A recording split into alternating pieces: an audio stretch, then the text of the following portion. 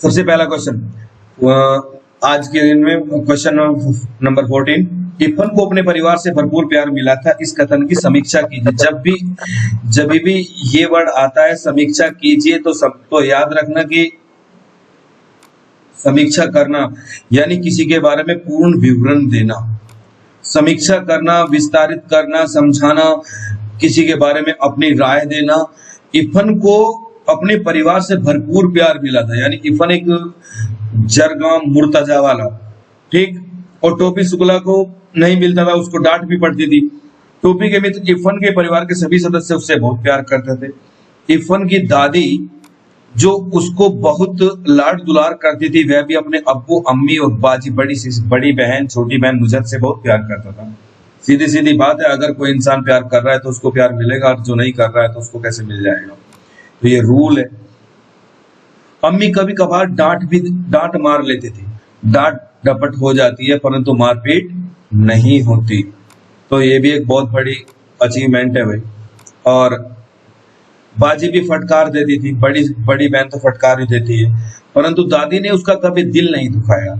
उसके अब्बू यानी उसके डैडी कभी कभार घर को कचहरी समझकर फैसला सुनाने लगते थे। ये बहुत होता है कि कोई लॉयर होता है तो सीधा सीधा उसको वही नजर आता है। दादी ने उसका दिल कभी नहीं दुखाया। उसकी अब्बू कभी कभार वो हो ही गया है। नुजत उसकी कॉपी पर तस्वीर बनाने लगती। बच्चों के खेल में कभी दोस्ती, कभी कभार नोक झोंक तो चलता ही रहता है। रात को दादी से बहराम डाकू, बहुत कहानियां सुनी है। अनार परी की कहानियां, 12 बुर्ज, 12 7 समुंदर पार, वहां एक डाकू था और उसके वो पेड़ में एक परी का दिल रखता था और उसके अंदर पोकर में ये रखता था, वो हमने भी कहानी सुनी है। अमीर हमजा, यानी जिस तरह की एक हातिम ताई वाली कहानी है उस तरह से। गुलाब कावली, देखो हातिम ताई इसमें भी आगे, मैंने भी सुनी है। तो पंचफुल्ला रानी की कहानियां सुनाते थे, बहुत अच्छी इंटरेस्टेड कहानी, और कहानी सुनते सुनते बच्चे सो जाते हैं। तो उसे भी अपनी दादी की पूर्वी भाषा बहुत अच्छी लगती थी, परंतु उसके अब्बू नहीं बोलने देते। सारा परिवार एक दूसरे की भावनाओं की कद्र अवश्य करता था। कद्र माने सम्मान। बीवी कौन थी? वे मरकर भी करबला या नजफ क्यों जाना चाहती थी? सीधा सीधा समझ लो, इफन की दादी को बीवी भी कहा जाता है, कही जाती थी। वे मृत्यु के बाद करबला यानी नजफ में दफनाया जाना इसलिए नहीं जाना चाहती थी क्योंकि उनको मायके की बेशुमार सुनहरी यादों को छोड़कर वे कहीं भी नहीं जाना चाहते। सीधे सीधे समझ लो कि यहाँ पर भी वे अपने आप को स्वतंत्र महसूस करना चाहती थी, और स्वतंत्र अपने मायके से अलावा कहीं अच्छा होता ही नहीं है गर्ल्स के लिए। तो जीवन की आखिरी घड़ी में उन्हें याद आया कि अपना घर जिसे कच्ची हवेली कहा जाता था, ठीक है, वह कच्ची मिट्टी से बना था। घर के पास ही दशहरी आम का बाजू पेड़ होता था। एक पेड़ का एक प्रकार की क्वालिटी होती है, ठीक है, दशहरी आम। तो उन्होंने हाथों से लगाया था, जो उन्हीं के सामने वृद्ध हो गया था, बूढ़ा हो गया था। उस खड़ी उनकी आंखों के सामने अतीत यानी बहुत पुराने दिनों के दिन खूबसूरत सपने तैरने लगते थे। इन सभी सपनों को याद को छोड़ना उनके लिए सहज नहीं था, बहुत आसान नहीं होता। बचपन की यादों को भुलाना आज भी सभी लोग याद करते हैं। नेक्स्ट क्वेश्चन है, टोपी ने मुन्नी बाबू के बारे में कौन सा रहस्य छिपा कर रखा? Very important question. इस बार थर्ड पेपर के थर्ड सेट में ये क्वेश्चन था, परंतु आगे से उन्होंने उनकी राय जानी थी, इसमें भी उन्होंने विस्तार से समझाई आया, ठीक है। छिपा कर रखा था, कारण दर्शाइए और क्यों, ठीक है। तो इस किसी दिन टोपी शुक्ला ने बड़ी भाई मुन्नी बाबू को रहमी कबाबची की दुकान पर कबाब खाते हुए देख लिया था। अब टोपी ने मुन्नी बाबू का कौन सा रहस्य छिपाया? टोपी ने मुन्नी बाबू का, बड़े भाई का।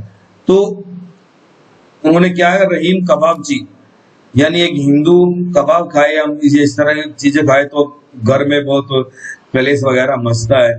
तो चालाक, बहुत झूठे स्वभाव के थे। उन्होंने टोपी को इकन्नी की रिश्वत में दी, यानी पैसा दे दिया बच्चे को कि बहल जाए, इससे टोपी घर वालों की मुन्नी बाबू की शिकायत ना करते। अब टोपी का स्वभाव बहुत सीधा साधा था, पर वह चुगलखोर नहीं था। फिर भी क्या होता है कि अगर कोई एक बार कहता है तो मान जाते हैं।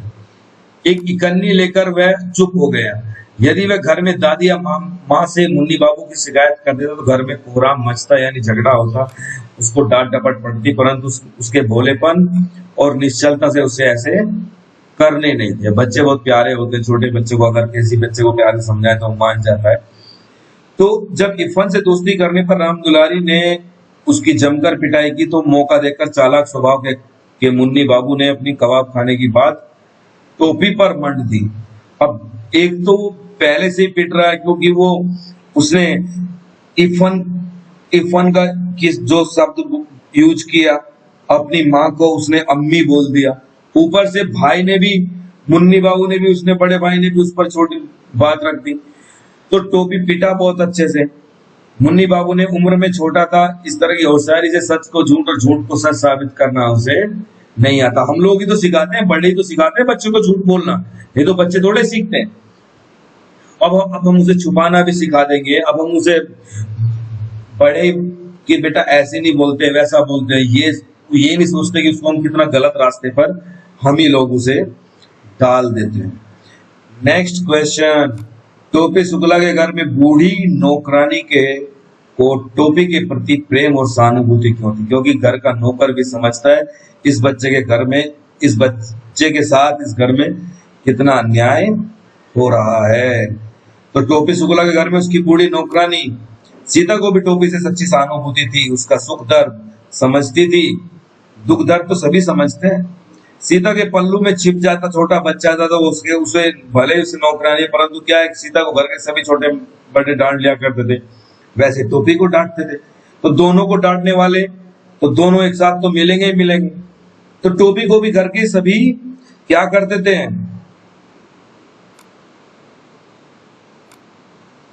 अच्छा नहीं लगता था। अब इस वक्त दूसरी नौकरानी केतकी के बेटे को वह कोट दे दिया। अब मुन्नी बाबू और भैरव को बराबरी नहीं करनी चाहिए। जाड़े के दिनों में जब भैरव और मुन्नी बाबू को नया कोट बना तो टोपी को मुन्नी बाबू द्वारा नापसंद किया गया, नया कोट दे दिया गया। अब मुन्नी बाबू को की उतरन पहनना टोपी को अच्छा नहीं लगा, क्योंकि और उसी वक्त दूसरी नौकरानी केतकी के बेटे को वह कोट दे दिया। सही सीधी बात है कि सीता ने बीच बचाव किया।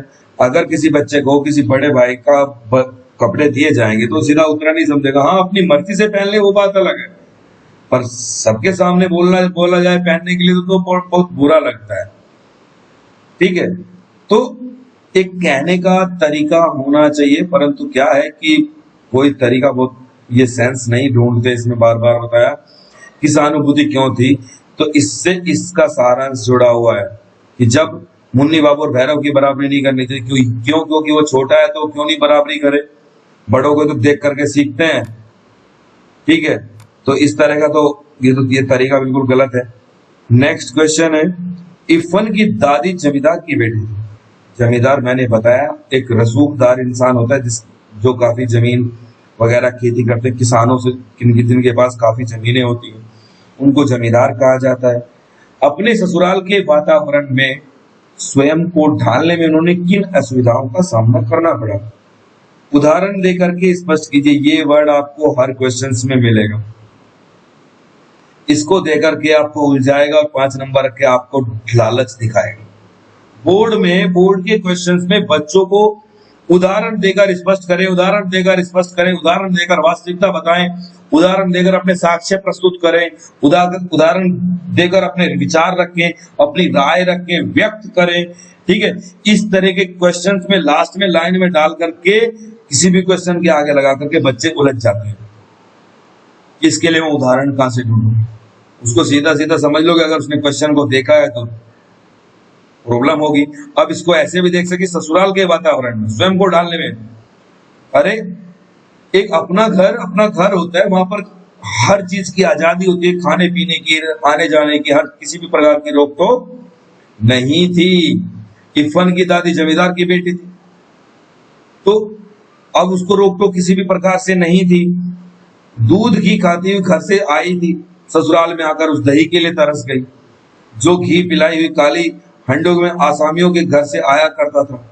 असामियों बोलते हैं एक बहुत बड़े अमीर आदमी असामियों के घर से आया करता था। असामी ने कहा यार बहुत बड़ी असामी है, वर्ड एज ए फारसी का है, अरबी में भी प्रयुक्त होता है, पर उर्दू भाषा में लिखा गया है आसमियों, यानी बहुत बड़ी आसामी, यानी बहुत बड़ा अमीर आदमी है। इस तरह से जब मायके जाती तो लपट सपट कर, यानी जो भर्जी में उल्टा सीधा जो भी मिला खा बैठे। दूध दही यानी ये खाना चाहिए परंतु मिलता नहीं है ना इन लोगों को, तो ससुराल और मायके में मिलता नहीं है, तो जमीन और आसमान का अंतर हो गया। तो इस तरीके की ये सब चीजें क्या होता है कि इन चीजों को सब यूज करते थे। अब और इसमें सबसे बड़ी बात आती है कि इन चीजों के लिए वही समझ सकता है जो इन चीजों के बारे में जानता है। और लखनऊ आते ही उन्हें केवल मौलवी बन जाना पड़ता। सभी उर्दू बोलते, नाच गाना पसंद होने पर मौलवी परिवार की मान मर्यादा को ध्यान में रखते दिल महसूस कर रहे, अरे किसी कोई बच्चा नाचना गाना चाहता है वो उसके आप बाहर नहीं इंतजाम करते, उसकी खुशी के लिए उसके कमरे में इंतजाम कर दो यार। पर लोग क्या करते हैं, नहीं हम तो अपनी मर्यादा से टिके हुए हैं। और कुछ लोग व्हाट्सएप या ज्ञान, फेसबुक या ज्ञान, हेलो एंड पे ज्ञान देने लग जाते हैं कि बेटी को, बहन को, बीवी को, इन सबको मोबाइल मत दो, उसकी जगह सोना दे दो, आपका घर की हिफाजत बची रहेगी। क्यों? खुद को बदलो, उनको बदलने से क्या जरूरी पड़ी है? जब आप सही रहोगे तो वे तो खुद ही आपको देख करके सही रहेंगे, क्योंकि बड़ों को तो देख कर सीखते हैं बच्चे।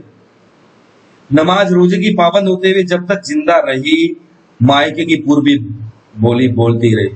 पूर्वी एक पूरब की भाषा है, उत्तर प्रदेश में बुलंदशहर एरिया में सभी पूर्वी बोलते हैं। मोको तो को इस तरह जैसे अवधी भाषा बोली जाती है उस तरह से बात बोलते हैं। शुद्ध हिंदी दिल्ली साइड या इलाहाबाद साइड में बोली जाती है, अदरवाइज कहीं नहीं। इस प्रकार इरफान की दादी ने अपनी 9-10 बरस की उम्र से ब्याह के बाद ससुराल की परिस्थितियों से समझौता तो कर लिया। ये देखो, ये वर्ड बहुत परेशान करेगा, इसको और समझा देता हूं कि ये वर्ड आपको परेशान करने वाला है पेपर में। परिस्थितियों से अवगत कराइए। परिस्थितियों से आप क्या समझते हैं, परिस्थिति के बारे में आप संपूर्ण रूप से विवरण दें। परिस्थिति, व्हाट डू मीन परिस्थिति? अरे जो वास्तविकता है यथार्थ से अवगत करना, क्वेश्चन को आंसर में समझो। यहीं पर सबसे बड़ी बात छिप जाती है। हम जब भी समझते, सर ने ये परिस्थिति का मतलब नहीं समझाया, सर काश बता देते उस टाइम, परिस्थिति से समझौता करना तो हम समझ लेते। किसी बात को किसी बीच में समझौता कर लिया, यानी परिस्थिति का मतलब सिर्फ ये समझ लेना कि उसकी जो वास्तविकता, जो अध्याय में, जो चैप्टर में, जो पाठ में, जो पूर्ण विवरण, जो सही सही बात कही गई है, पूर्ण विवरण उदाहरण के द्वारा प्रस्तुत करना वही होता है। ठीक है। और परंतु मायके की सुखद यादें उनके जीवन में आखिरी घड़ी तक बनी रही। Very important line.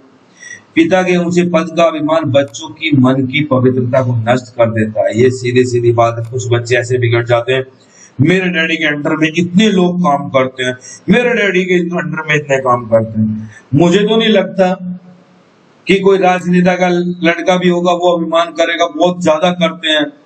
परंतु सही में क्या है, खुद की वास्तविकता से अवगत होना चाहिए। उनके नाम का सारा कम कहते हैं ना, मैंने तो अधिकतर यही सुना है कि बाप के नाम का कमजोर लोग लेते हैं। खुद नाम कमाओ, खुद बात करो, आपको आपके नाम से जाने, आप वो करो। उनके नाम से आपका जानना किस चीज का बड़प्पन है। इरफान के अब्बू के तबादले के बाद दूसरे कलेक्टर ठाकुर हरिनाम सिंह आए तो समझ लो इरफान के बाबू क्या थे, कलेक्टर थे। उनके तीनों लड़कों को अपने पिता के ऊंचे बड़े पद का बहुत बड़ा अभिमान था। पिता के ऊंचे पद का अभिमान बच्चों के मन की पवित्रता को, एक सच्चाई को, एक वास्तविकता को नष्ट कर देता है। इसमें क्या होता है, जब वे डब्बू से हमेशा अंग्रेजी में बोलते तो दूसरे को बहुत हीन भावना से देखते थे। परंतु हमारे डॉक्टर एपीजे अब्दुल कलाम ने कहा है कि बड़ा आदमी वही है जो आपके साथ में बैठ करके खुद को छोटा महसूस ना करे, परंतु यहाँ पर तो एक दूसरे को नीचा दिखाने में लगे हुए लगे रहो। इसलिए टोपी से उनकी दोस्ती नहीं हुई। टोपी ने अंग्रेजी में पूछा, तुम कौन हो, तुम्हारे पिता कौन है? बिल्लू ने अहंकार जताते हुए, एनी ऑफ आवर चपरासी, कोई हमारे चपरासी होंगे। यह बात टोपी को चुप गई। उसने टोपी के सीधे पहनावे पर व्यंग करते हुए उसे क्लेमजी कहा। इस पर टोपी और बिल्लू में कहासुनी हो गई। तो घटनाओं से स्पष्ट होता है कि ऊंचे पद के अभिमान के कारण ठाकुर हरिनाम सिंह के तीनों बच्चे बड़े घमंडी हो गए। वे टोपी की सीधी सादी भाषा और पहनावे की ओर आकर्षित न हो सके। वे तीनों बचपन की सीधी सादी बातों से दूर थे और दिखावे और अहंकार से में चूर थे। जो सच्चाई है दुनिया की वास्तविकता से वे उससे दूर हो जाते हैं। परंतु मैंने तो अधिकतर बहुत बड़े बड़े लोगों का इंटरव्यू देखा है, उनकी बात सुनी है, और बहुत बड़े हैदराबाद में बहुत बड़े व्यापारी हैं, वो अपने बच्चे को घर से बाहर निकाल देते हैं, उसके बाद ही उसको इंडस्ट्री संभालने के लिए देते हैं। 6 महीने खुद बाहर रहे, अपने खर्चा कर आज से बाहर रहे। जब तक इस दुनिया की समझदारी को जान नहीं लेता तब तक मैं तेरे को कुछ देने वाला नहीं हूँ। वो सिर्फ अपने बच्चों के साथ यही करता है। बहुत बड़ा अधिकारी वो कहता है मैं बाहर निकाल देता हूँ, और उसके बच्चे दिल्ली आ जाते हैं पैसेंजर या ट्रेन में बैठ करके, वहां पर आकर के काम करते हैं। फिर वे समझते हैं पैसे की सही में वैल्यू क्या है। लोगों को एक एक पैसे के ऊपर झगड़ा करते हुए उसके ऊपर देखते रहते हैं उनको। तो इस प्रकार की बात को देखते हुए ही सबसे पहले अहंकार नहीं करना चाहिए, और बाप के धन पर तो बिल्कुल भी नहीं करना चाहिए। तो ये इसके क्वेश्चन थे, और याद रखना ये बोर्ड के पिछले आए हुए क्वेश्चन हैं जो एक्सप्लेन किए गए। और आप यहाँ से इसमें मैंने हेडलाइन डाली हुई है, आप देख सकते हैं। ये अति महत्वपूर्ण प्रश्न जो है यहाँ से स्टार्ट होते हैं, और यहाँ से जो शुरू होते हैं वे क्वेश्चंस वेरी इंपोर्टेंट क्वेश्चंस हैं। इनको देखा जाए तो ये यहाँ से बोर्ड के पिछले साल जो बोर्ड में पेपर आए हुए हैं वे हैं, यहाँ से स्टार्ट हो जाते हैं, और आप इनको देख सकते हैं कि ये पेपर ये सिर्फ क्वेश्चंस वही हैं जो पेपर में आए हुए हैं। और इससे पहले अगर बात की जाए तो पहले एनसीईआरटी के क्वेश्चंस थे, ओनली फॉर एनसीईआरटी, पर याद रखना एनसीईआरटी के जो क्वेश्चंस हैं उनको आने की संभावना 30%, और जो एनसीईआरटी के अंदर से क्वेश्चन आते हैं उसकी 70% यानी 70% अदर से क्वेश्चन आते हैं, और 30% चैप्टर के पीछे से आते हैं। परंतु चैप्टर का कभी भी आज तक रिकॉर्ड उठा लो 10th और 12th का बोर्ड एग्जाम में कि सेम चैप्टर के पीछे का क्वेश्चन जो का त्यों कभी भी नहीं आया आज तक। ये 100% से भी अगर किसी को परसेंटेज देना चाहे तो आप दे सकते हैं। एनसीईआरटी का सीधे का पीछे का क्वेश्चन कभी भी किसी भी पेपर में आज तक सेम कंडीशन में नहीं आया। उसको साइकोलॉजी कंडीशन में डाल के 2-3 क्वेश्चन को एक मिला करके तब डाला जाता है संचयन से। इस वर्ष की बात अभी मैंने नहीं की, सिर्फ संचयन से क्लास 10 बोर्ड एग्जाम देने वाले हो, इस बात को देख लेना। आपका आज लास्ट चैप्टर कंप्लीट हो गया। इससे पहले की वीडियो देख सकते हैं अगर किसी के क्वेश्चंस रह गए हैं।